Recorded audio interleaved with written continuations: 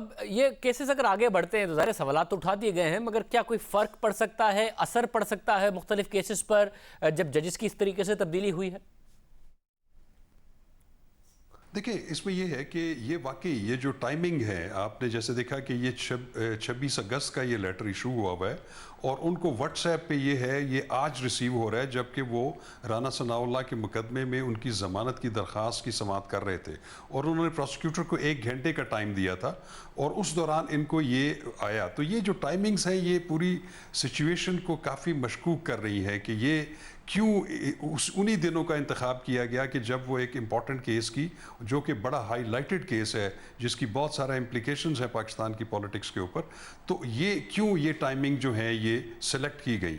جہاں تک accountability courts کے، کیونکہ اس نوٹیفیکیشن میں 2 اکاؤنٹیبلٹی کورٹ کے جج صاحبان کو بھی ریپیٹریشن کا کہا گیا ہے. اب جہاں تک اکاؤنٹیبلٹی کورٹ کے ججز کا تعلق ہے ان کی 3 سال کی میعاد ہوتی ہے، وہ 3 سال سے پہلے ان کو ریپیٹریٹ نہیں کیا جا سکتا. لیکن اگر کوئی ناگزیر وجہ ایسی ہے کہ ان کو ریپیٹریٹ کرنا ہے تو پہلے وہ متعلقہ ہائی کورٹ کے چیف جسٹس صاحب سے کنسلٹیشن کے بعد ان کی منظوری کے بعد ایسا کر سکتے ہیں. جبکہ جو اسپیشل کورٹ ہے نارکوٹکس کی، اس کے جو فاضل جج صاحب ہیں، ان کی گو کہ کوئی میعاد مقرر نہیں ہے، لیکن اس کا بھی طریقہ کار یہ ہے کہ یہ لیٹر جب رسپونڈ کیا جاتا ہائی کورٹ کی طرف سے اور وہ جو تجویز ہے ان کو ریپیٹریٹ کرنے کی، اس کو اگر